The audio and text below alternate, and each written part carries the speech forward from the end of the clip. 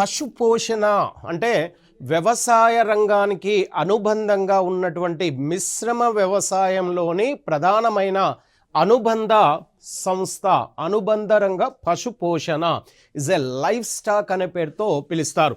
మనకు ప్రధానంగా దీంట్లో పశు పోషణలో ఏ పశువులు మనకు ఎలాంటి పశువులు ఉంటాయనే విషయాన్ని తీసుకుంటే మనకు పాడి పశువులు అంటే మనకు ప్రధానంగా పాలిచ్చే అన్ని రకాలైనటువంటి జంతువులు అన్నీ కూడా పాడి పశువుల కిందికే వస్తాయి.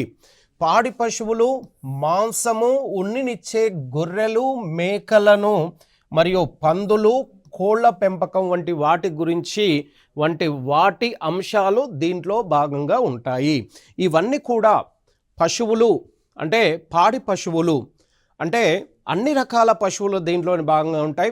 ఆ పశువులతో పాటు మాంసాన్నిచ్చే జంతువులు ఉన్నినిచ్చే మేకలు గొర్రెలు అంటే ఉత్తర భారతదేశంలో ప్రధానంగా ఉన్ని ఉత్పత్తి మేకలు గొర్రెల నుంచే అధికంగా జరుగుతుంది.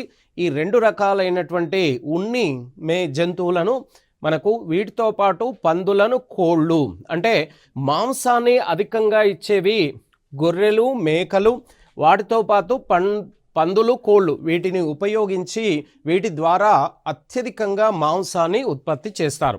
రైట్. తెలంగాణ రాష్ట్రంలో పశు జాతులు తెలంగాణ రాష్ట్రంలో ఎలాంటి పశు జాతులు ఉంటాయి అంటే రేసెస్ తీసుకుంటే గేదెలు తెలంగాణలో ఏవైతే గేదెలు ఉన్నాయో ఆ గేదెల్లో ప్రధానంగా దేశీ జాతి గేదెలు, మరొకటి ముర్రా జాతి గొర్రెలు, ఈ రెండు రకాలైనటువంటి జాతి గొర్రెలు అత్యధికంగా దీనిలో ఉత్పత్తి అవుతున్నాయి.